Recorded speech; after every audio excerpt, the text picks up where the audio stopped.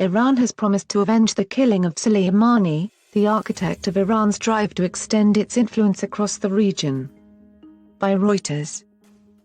Hundreds of thousands of Iranians took to the streets of Tehran on Monday for the funeral of Quds Force commander Qasem Soleimani, who was killed in a U.S. airstrike last week, while his daughter said his death would bring a dark day for the United States.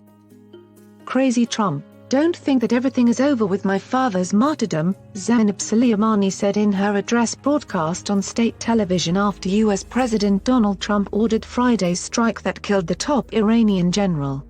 Iran has promised to avenge the killing of Soleimani, the architect of Iran's drive to extend its influence across the region and a national hero among many Iranians, even many of those who did not consider themselves devoted supporters of the Islamic Republic's clerical rulers. The scale of the crowds in Tehran shown on television mirrored the masses that gathered in 1989 for the funeral of the founder of the Islamic Republic, Ayatollah Khomeini. In response to Iran's warnings, Trump has threatened to hit 52 Iranian sites, including cultural targets, if Tehran attacks Americans or U.S. assets, deepening a crisis that has heightened fears of a major Middle East conflagration.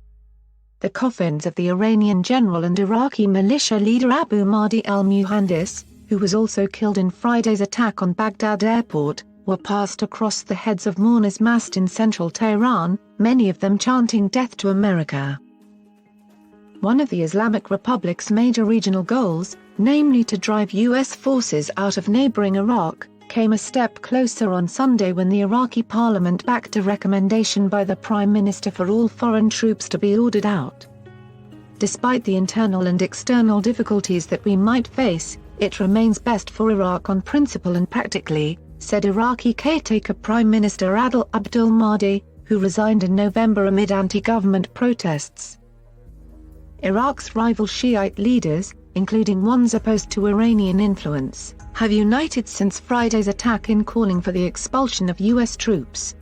Ismail Qani, the new head of the Quds Force, the Revolutionary Guards unit in charge of activities abroad, said Iran would continue Soleimani's path and said the only compensation for us would be to remove America from the region.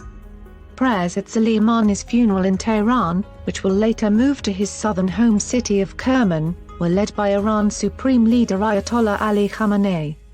Soleimani was widely seen as the second most powerful figure in Iran behind Khamenei. The funeral was attended by some of Iran's allies in the region, including Ismail Haniyeh, the leader of Palestinian group Hamas, who said, "I declare that the martyred commander Soleimani is a martyr of Jerusalem."